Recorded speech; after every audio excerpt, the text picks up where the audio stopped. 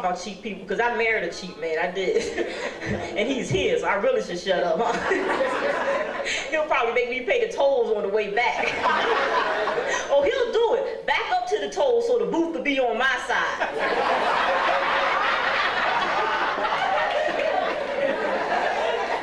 My baby. Gee.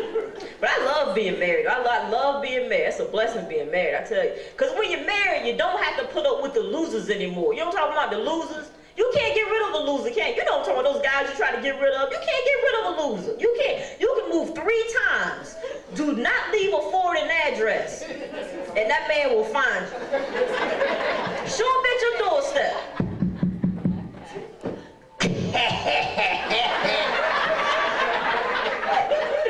Girl, you sure are hard to catch up with.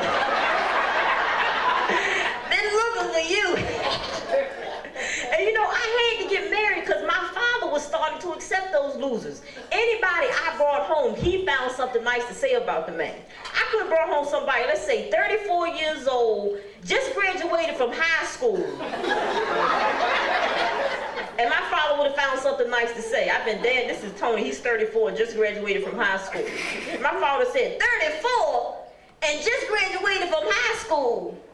Well, daggone it, that man is not a quitter. See, he hung in there. That's a good man right there. He won't run out on you because he's too stupid. I like him. I like that Tony. My mother gave me some advice. I'm sure all the ladies heard this. My mother told me, she said, never buy a man a pair of shoes because he'll put them on and, that's right, walk out of your life. Walk out of your life. I want to get rid of this loser so bad. On his birthday, I bought him a pair of rollerblades. I said, put these on, roll on out the door, and leave me alone. And it worked too, it did, it worked. Well, for about a year. And then one day,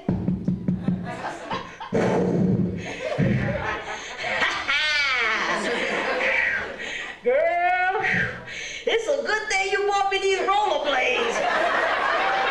I've been rolling all over looking for you. Your father told me where to find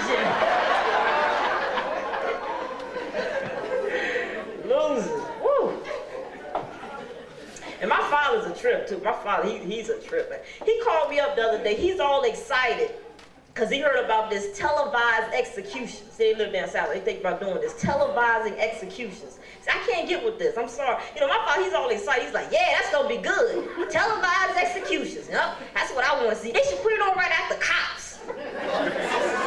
Get arrested, and then they fry. That's what I want to see. That's good programming right there. I'm like, Dad, no, that's that big. Because I can't get with that. I feel sorry for the prisoners' family members, you know. That's very insensitive to the family members. They didn't do anything, you know. Why should they suffer?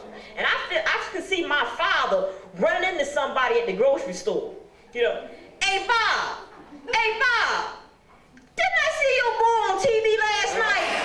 Yeah, it looked just like it. Well, till that electricity hit him, then it was a different story, didn't it? Yeah. Got a star in the family. Hey, electrifying performance, That guy gonna take, you wanna see that again?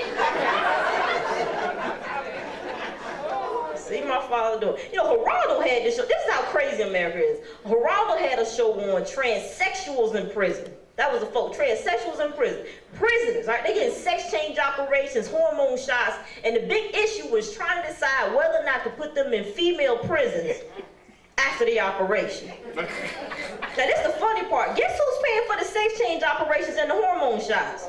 Exactly, we are, taxpayers. Taxpayers are paying for this because it's been declared now that these men are really women trapped in a man's body. Now, if they want to give away money, I feel like this. I'm really a rich woman trapped in this poor woman's body. Where's my check? I should get a check, right? It's crazy stuff out here.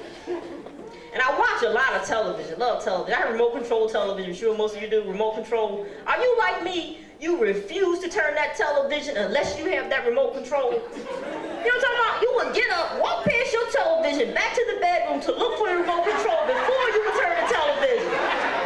You'd be standing this close to the television, but you would not turn it unless you had the remote control.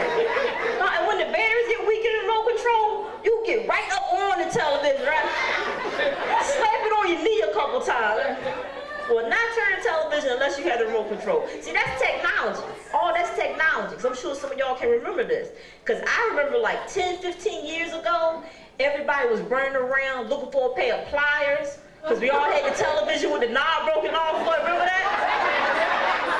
And your father would get mad. Excuse me, I would like to watch some television. Where are the pliers? This is the third pair of pliers I bought this week. Where are the pliers? And my mother would yell from the kitchen, I got them in here. The oven knob fell off.